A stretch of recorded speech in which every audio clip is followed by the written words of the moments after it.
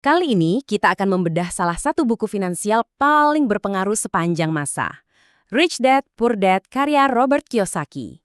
Buku ini benar-benar ngubah cara banyak orang memandang uang. Coba deh, renungkan pertanyaan ini sejenak. Karena disinilah inti dari semua pelajarannya. Jawaban Anda atas pertanyaan ini bakal nunjukin Anda ada di pola pikir finansial yang mana. Yuk kita gali lebih dalam. Oke, jadi dasar dari buku ini tuh simple banget.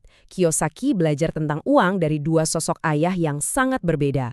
Dua ayah ini punya pandangan yang 180 derajat bertolak belakang soal keuangan dan hidup.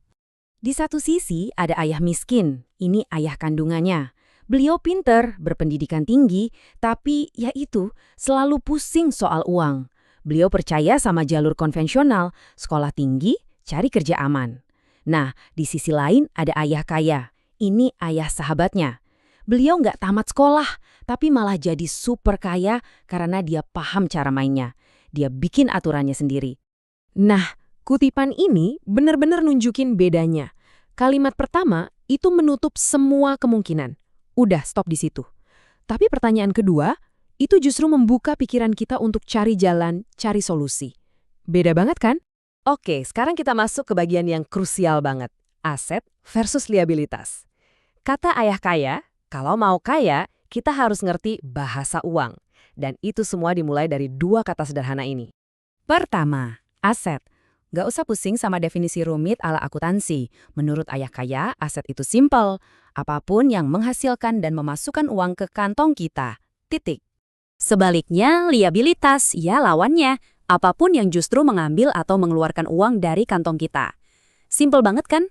Nah, dari definisi simpel tadi, muncul satu pertanyaan yang ini sering jadi perdebatan dan menantang keyakinan banyak orang. Kalau rumah yang kita tinggali, itu aset atau liabilitas?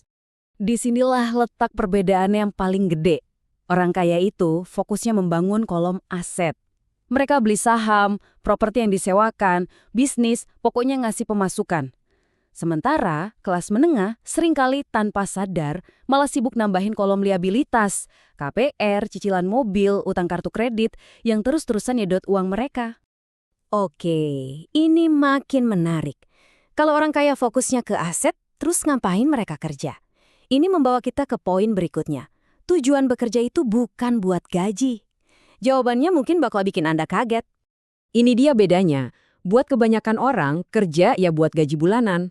Tapi buat orang kaya, pekerjaan itu dilihat sebagai kesempatan buat belajar. Belajar skill baru kayak jualan, marketing, manajemen yang nantinya bisa mereka pakai untuk membangun aset mereka sendiri.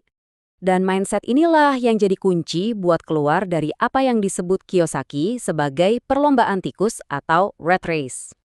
Pernah ngerasa nggak sih makin gede gaji, kok makin banyak juga pengeluarannya? Gaji naik, cicilan baru nambah. Nah, itulah rat race. Siklus tanpa akhir di mana kita kerja makin keras, tapi secara finansial nggak kemana-mana. Cuma lari di tempat. Jadi gimana dong cara keluarnya? Nah, disinilah poin terpentingnya. Aset kita yang paling kuat itu sebenarnya pikiran kita.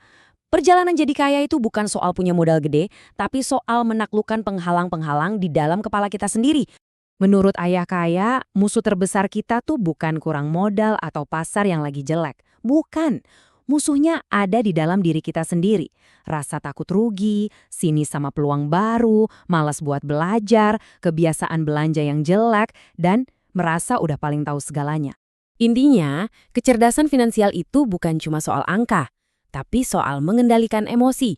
Terutama dua emosi paling kuat yang sering mengacaukan keputusan keuangan kita. Rasa takut dan keserakahan. Nah, pada akhirnya, semua mindset yang kita bahas tadi itu mengerucut ke satu hal yang sangat visual, yaitu bagaimana pola arus kas atau cash flow Anda. Ada 3 pola utama yang membedakan si miskin, kelas menengah, dan si kaya. Pertama, polanya orang miskin. Simpel banget. Duit masuk, langsung keluar buat biaya hidup. Nggak ada sisa, nggak ada yang diinvestasikan. Gitu terus setiap bulan. Lanjut ke kelas menengah. Ini sedikit lebih rumit. Pendapatan masuk, tapi langsung lari buat bayar liabilitas dulu. Cicilan rumah, mobil, utang ini itu. Sisanya baru buat pengeluaran lain. Uangnya habis buat membiayai liabilitas.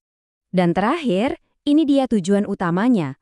Pola arus kas orang kaya. Mereka fokus membangun kolom aset.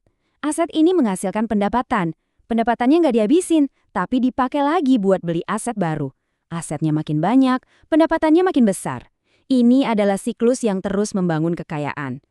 Jadi ingat ya, pembahasan ini bukanlah nasihat finansial, tapi ini soal mengubah cara kita berpikir.